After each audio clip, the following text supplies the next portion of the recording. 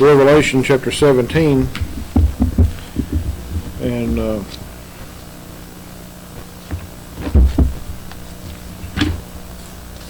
we're still going through this chapter. There's has been a lot of information for us to look at here. There's a lot more to look at here than we could cover in these short lessons we've been given. I would encourage you, if you take the time on your own, to go back and dig a little deeper into these things. I know many pastors and teachers will try to bring out when they preach on the end times, they try to go back and forth between Daniel and Revelation. I chose not to do that in this study. I would like to do Daniel separately, just for the main reason that Revelation is specifically, I believe, written to the churches. And if you look at the first few chapters, that's what the Lord tells us. What He's written here is for the churches. And it primarily deals with the Gentiles. Now, the Jews are talked about, the nation of Israel is talked about in this study, in this book, of course. They're not left out. But it's primarily what's going to happen to the Gentiles in the end times and during the tribulation. Daniel, on the other hand, speaks more to the nation of Israel than Revelation does. But they do go hand in hand. And so we, like I said, I don't know if it'll be at the end of this study or at another time, but at some point I want to go through the book of Daniel with you, and we'll compare it with what we've read in Revelation. Now, in chapter 17, last time we looked at verses 7 through 9, and the angel there tells John of the mystery of the woman who rides the beast. In other words, explains to John who she is and who the beast is, and the revising of the Roman Empire. It seems as though this beast is the new Roman Empire at that time during the tribulation, and this woman, the false prophet, the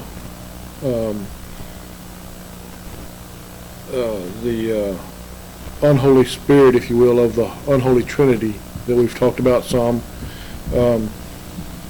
She will be the religious leader of the day, and we talk much about Roman Catholicism and concerning all those things.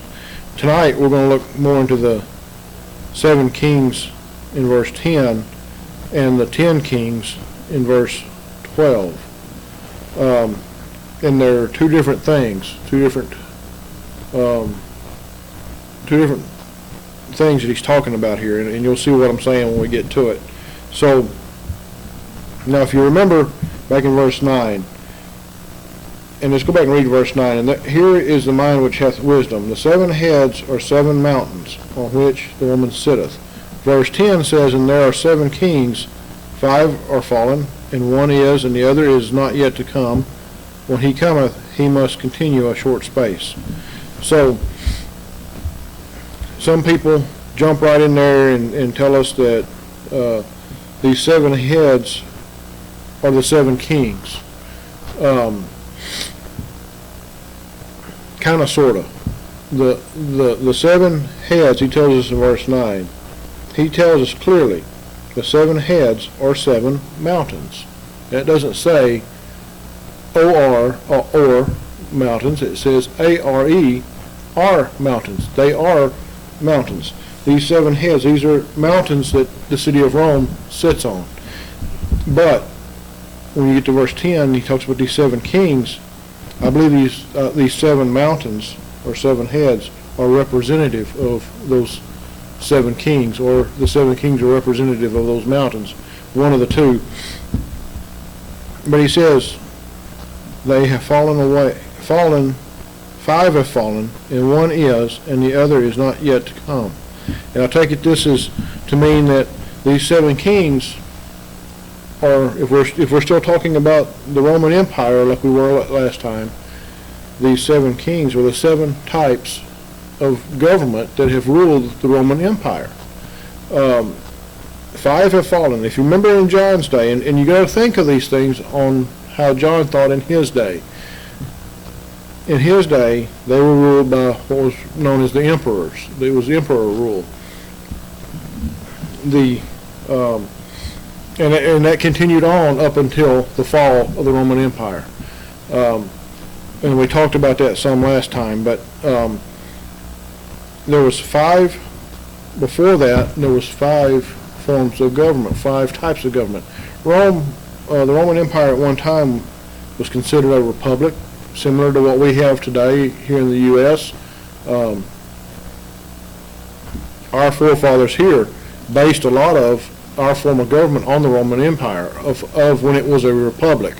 They looked to the Roman Empire and to the Greek Empire also because they both, at times during part of their history, they were ruled as a republic, as true republics. And in other words, it was ruled by the people. By the people decided. You remember, you've heard of the Roman Senate. The Roman Senate was elected by the people, similarly to how our Senate. That's where the word Senate, our word Senate, comes from. It's from the Romans. Now, before John's day, the 5 types of government that ruled Rome, you had kings, then you had councils, dictators, and a word that I can't pronounce, decimvirs, which is a 10-man commission, is what that means. And then you had a military tribune, which was just before the emperor rule, which would have been the emperor rule would have been the 6th type of government. They started out with kings, and then they went to councils. The kings, when they ruled, from what I'm understanding, you had Rome wasn't just a city-state by itself. There were other city-states that came together in a union and formed the Roman Empire, and they were ruled by their individual kings.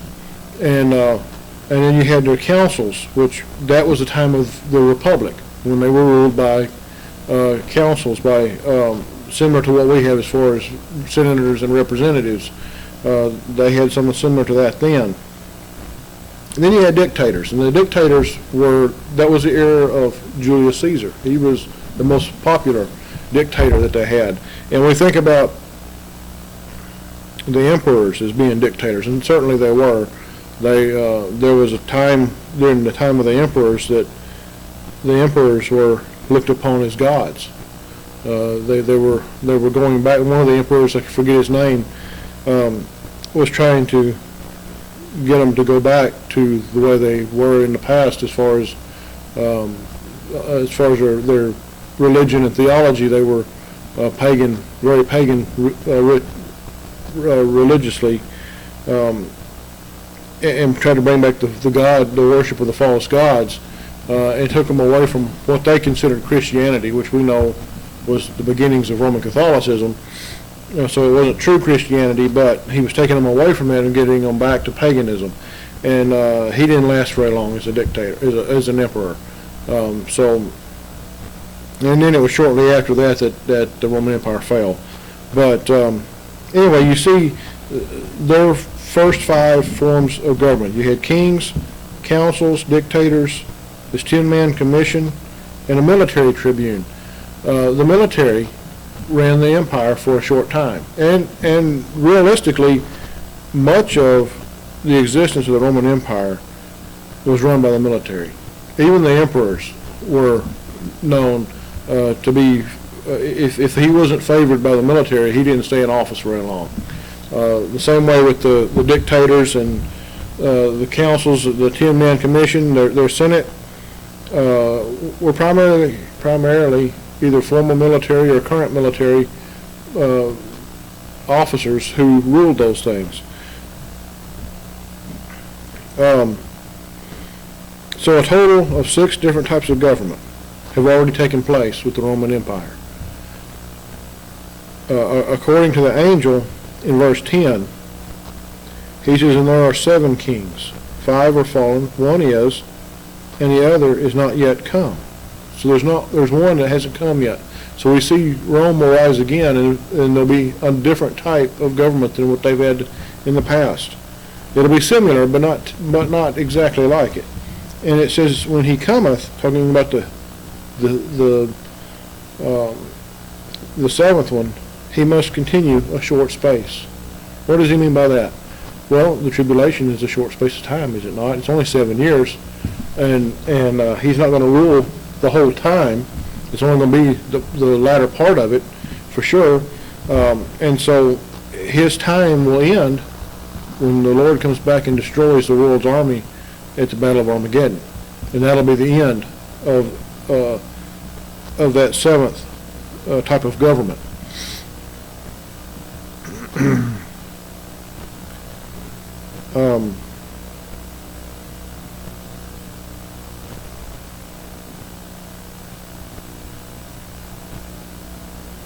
The new type of government will consist of 10 kingdoms who will be in alliance with the beast.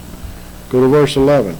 And the beast that was and is not, even he is the 8th and is of the 7th, and goeth into perdition. Now, he says he is the 8th here. Now, we know there's only going to be 7, is what we just read. But you notice this leader, if you will, the beast, that was and is not, even he is the 8th, is of the 7. He comes out of the 7, or is part of the 7, if you will. And he goeth into perdition. Well, that means he's going to go, we know, into the lake of fire eventually, at the end.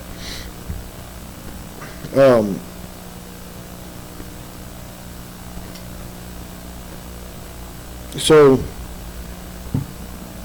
he says, in verse 12, and the 10 horns which thou sawest are 10 kings, which have received no kingdom as yet, but receive power as kings 1 hour with the beast. What is 1 hour? I mean, it's a very short time. These kings are going to receive power, it says, receive power as kings for 1 hour with the beast. The beast is going to give them their power. He's going to put them in power. And remember, this beast that we're referring to here is going to be the Roman Empire. It's going to be the Roman Empire that is going to put them into power. It says 10 kings. And I don't know about y'all, in my lifetime anyway, I've heard every explanation under the sun of who these 10 kings are, or 10 nations are.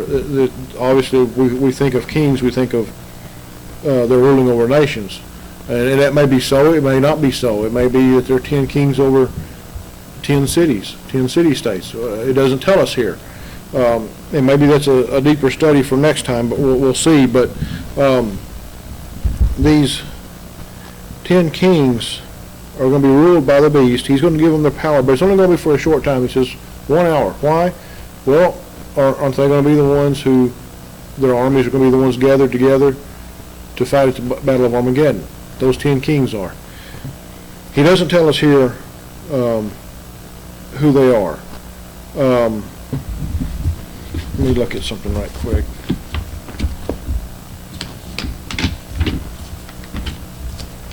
Before I mess it up.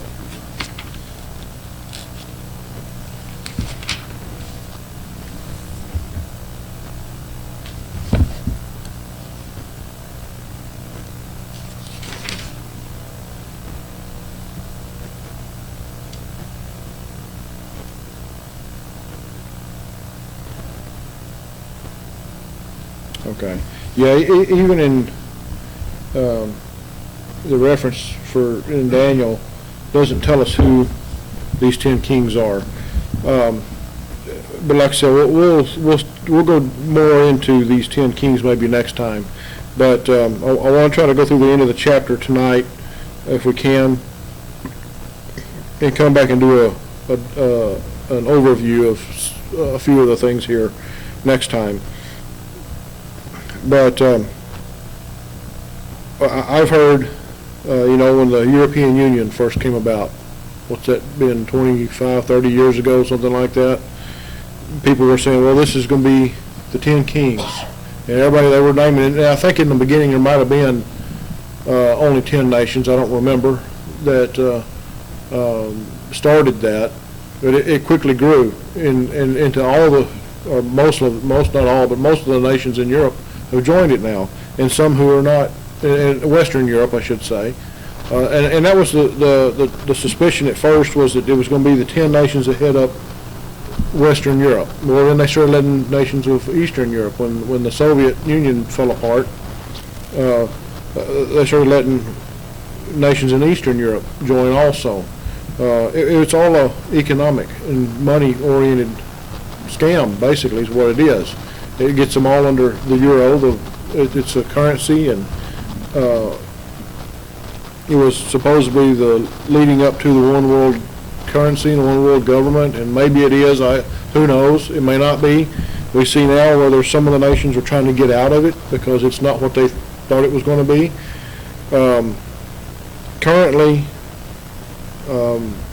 there's 27 member states or nations that are part of the European Union. So that's more than 10, is it not? Unless at some point some of those nations combine, and that's happened before in Europe. Europe has been fought over back and forth so many times now through history. You think of the Germanic tribes and kingdoms of Germany. That's been split up and put back together and been bigger and smaller and all that multiple times through history. Just in the last 200 years, it's been changed a great deal over there. Germany and Austria and all those places in that area. So possibly it's part of those 27 nations combining. Who knows? The United Nations. We've all heard the United Nations. We're going to be the 10 kingdoms. Well, we know the United Nations is way bigger than 10 kingdoms. There's 193 nations that are part of the United Nations now. NATO was another one it's been mentioned that I can think of. There's 30 nations in NATO now. NATO is supposed to be the North Atlantic Trade Organization. I believe that's what that stands for. The majority of the nations that are part of NATO are not in the North Atlantic. So they've grown. They were, my understanding is they were kind of the precursor to the European Union. And originally there was talk of the United States joining the European Union in the early days, or having a part in it. We never did, but there was talk of it. But none of these things have 10 kings or 10 nations. There's no union or alliance of nations currently with a membership of 10 that I could find when I was studying this. And maybe there is and I couldn't find it, but I couldn't find one. There's all kinds of alliances out there. We see, I've mentioned 3 here, NATO and the UN and the EU, the Eastern Bloc countries, if you want to call them that, of Europe, that have some kind of alliance there. The ones that were formerly part of the Soviet Union, the Russian Federation has, much of it has been broken up and has different alliances. The Arab nations have alliances. The Muslim nations have alliances. We're currently seeing Israel forming alliances with their enemies. That's kind of concerning there. I've not heard anybody speaking on these things currently, on that current event as of yet, but I would suspect there's probably those out there who will tell us that the alliances that Israel is making now is going to form this 10 nation or these 10 kingdoms. I I would be suspicious of that if you hear that. But as far as we're concerned, my guess is that there will be a new alliance or league or union of 10 nations that's not formed yet. That is my guess. And it's going to come together during the tribulation, and we won't be here to see it. Will we know who those nations are when it happens? Possibly. It could be nations that are places that are currently nations today. It very well could be. It may not be, but they're going to be powerful, and this beast is going to give them the power to gather up a mighty army. So we really don't know what's going to play into this as of yet. Will we know before the Lord comes back? We might, if he so chooses to show it to us. Will it begin to form before he comes back? If it does, I don't think that people will recognize it as these 10 kingdoms, because we really don't see them come into play until the beast comes to power in the middle of the tribulation. So I don't know that any of this even matters to us. I mean, it's nice. The Lord is showing us this for a reason, I believe, but it really doesn't concern us because we're not going to be here. Now, it is good to know. It is good to, we've got these things to warn others that, hey, this is what's going to happen. Do you want to go through that?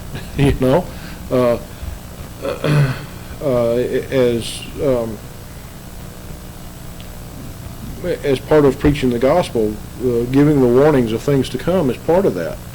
And the churches certainly should play a part in, when we preach the gospel, warn those unsaved of things to come, in hopes that the Lord will use that to get their attention. Now, I mentioned verse 11, and we see, well, I already explained that about the eighth. It says he is the eighth, the beast, speaking of the beast, and is of the seven. We see back in verse, you think it contradicts verse 10, but it really doesn't, because him being the eighth, he comes out of that seven. It's going to be purely a dictator rule or type rule, because they're going to be ruled by the beast, but the beast is going to give power to these 10 kings, and they're going to be the ones that rule the kingdom. In verse 13, these have no mind, and shall give their power and strength unto the beast, or have one mind, and shall give their power and strength unto the beast. In other words, they're in unison. They're in agreement. And isn't that what the Lord tells us that his people should be? We should be, especially as churches, should be and members of each church should be of one mind, and in one belief, one faith. This is part of Satan's deception, bringing these kings together into one mind, having them believe the same thing, and have one set goal for all. This is part of what we hear about the one world government. Everybody's going to be common. It's going to be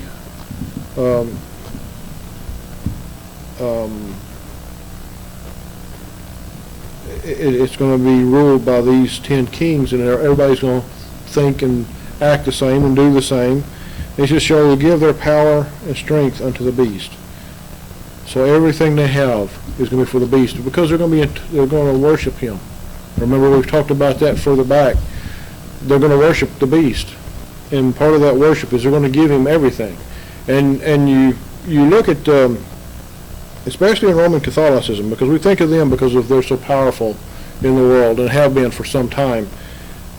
Kings and kingdoms have given everything to the Roman Catholic Church. Their armies. You go back to the Crusades, and the kings in Europe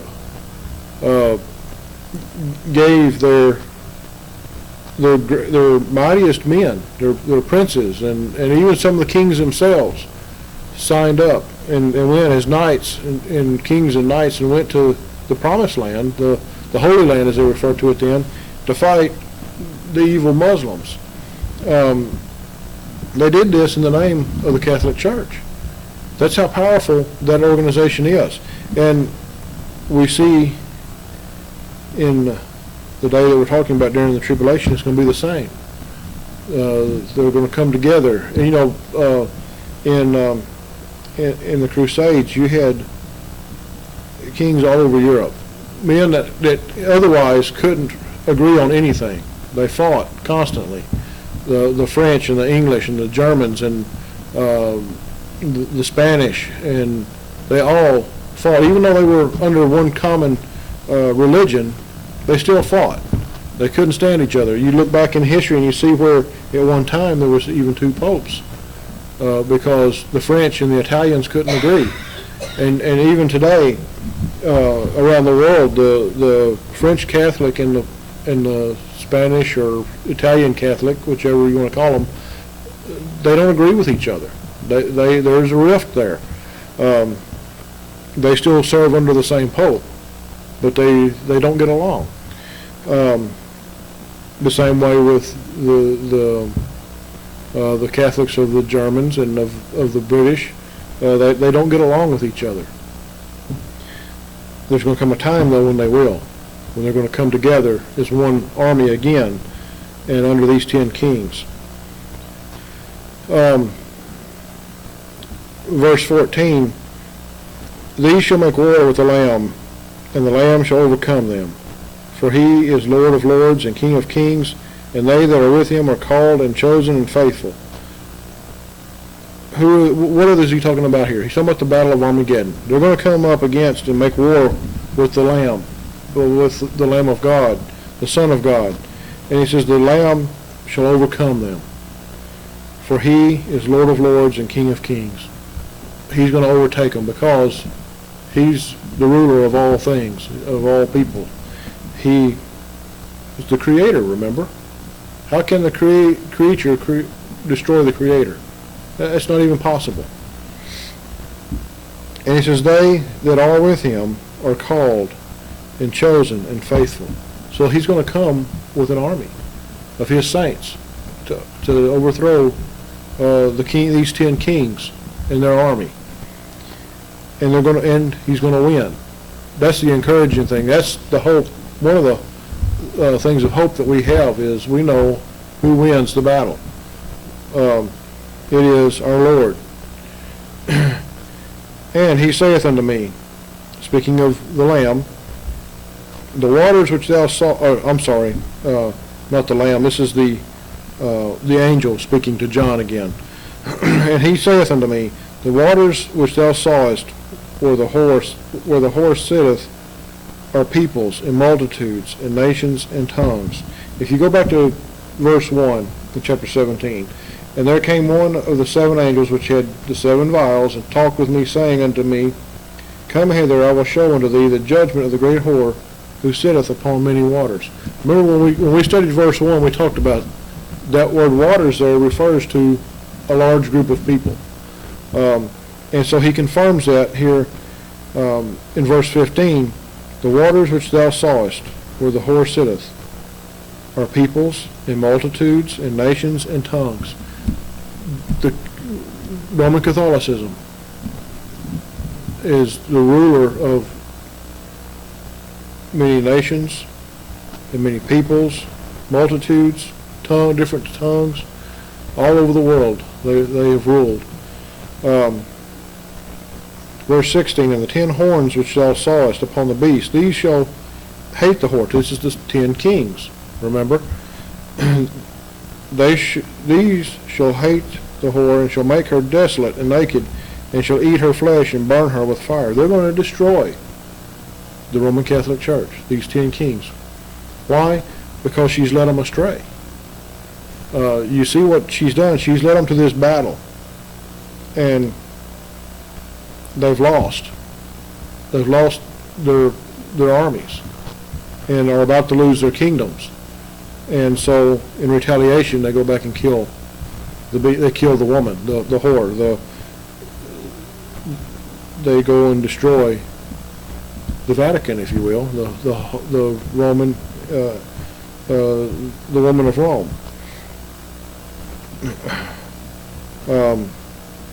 It says, and make her desolate and naked. And where do we see that? Where have we seen that before? If you go back to Jeremiah in our study there on Wednesday evenings, the Lord used the army of Babylon to make desolate and naked the land of Israel and Judah and all the nations we're studying now, but the nations around Judah and Israel. They did this, the army of Babylon did the same thing to them, and it was at the hand of the Lord that they did it. Here, these 10 horns, or 10 kings, are going to do the same thing to Rome. They're going to make Rome desolate. Verse 17, for God hath put in their hearts. Notice it says God has put it in their hearts. It wasn't there from their own. God hath put in their hearts to fulfill His will. Not their will, but His will. And to agree and to give their kingdom unto the beast until the words of God shall be fulfilled. They're going to turn their kingdoms over to the beast. The beast is going to have total control at that point of their kingdoms. And the woman which thou sawest is that great city which reigneth over the kings of the earth. Only one city, one great city in this world, even today, rules not all the kings, but rules a lot of the kings of this world. I keep going back to this. There are some that think that because of recent events in the last 20 to 30 years with the Muslims, that the Muslim, maybe people who used to believe the Catholic Church fit this description here, are now trying to say that it's really the Muslims. The Muslims don't have a great city. What great city is Islam ruled from? Islam, from what I can tell, is a mixed up bunch of people. There's all different factions. There's no one ruler over Islam, as far as I know. Maybe I'm wrong on it. If I am, someone tell me. But from what I see, they don't have a pope, if you will. They don't have a man who is in charge of all of Islam. They have imams and they have priests and other religious leaders. But you never hear of one particular man who rules their religion. It's a scattered. They're nomads. They're a scattered religious order. They have not ever come together as one group and tried to fight one common enemy. They're all over the world, yes, and they rule in many nations, but nothing like Roman Catholicism. So that's why I say I don't see any way that Islam fits this. And I know some have tried to say, well, Babylon the Great was located. Babylon was originally located in what's now Iraq, and everybody thought, well, Saddam Hussein was going to be the man, that he was going to be the Antichrist. Well, we know now he wasn't, was he? He's dead and gone. There's been others that people have tried to say, even those, remember the Ayatollah back in the late 70s, early 80s, when we had the U.S. hostages were over there in Iran, and you had the Ayatollah, and everybody thought he was going to be the great Satan. He was the Antichrist. He was a Antichrist, but he wasn't the Antichrist. There's been others around the Muslim world that have been very wicked and evil men, and every time they pop up, Osama bin Laden and others, and people claim that, well, they're the Antichrist, and then something happens and they're killed and they kind of go away. Remember, the Lord told us that there were going to be many Antichrists, but not, and so there are many Antichrists, have been many Antichrists, but the Antichrist that he speaks of in Revelation has not come yet. And is he out there today? We don't know. Depends on the Lord's time frame. It depends if the Lord's coming as soon as we hope He is, then yes, the man who will be the Antichrist would certainly have to have already been born if he's going to be able to do what we see in our study. Now, we'll stop there for tonight. Like I said, we'll see how the Lord leads. We may come back and look more at these 10 kings. I don't think we're going to find much more information because, like I said, there's so much speculation out there. I'm cautious to even study it much deeper than what I already have because there's so much speculation out there. Who do you believe? You know, the scriptures are not clear. We know that, and even in John's day, and certainly in Daniel's day, things have changed so much with the nations around the world. We might know a region that these kings come from, but we wouldn't know exactly who they are or who the nations are that they would be from. And like I said, we're not going to be here when that happens. And I don't know that it merits us studying it any deeper than that, other than our curiosity. So we'll see what the Lord has. We may look more into that, or we may just go ahead and go on to chapter 18. Chapter 17, that what we read last tonight, kind of flows on into chapter 18, and so we may just do that. So that's all we have for tonight.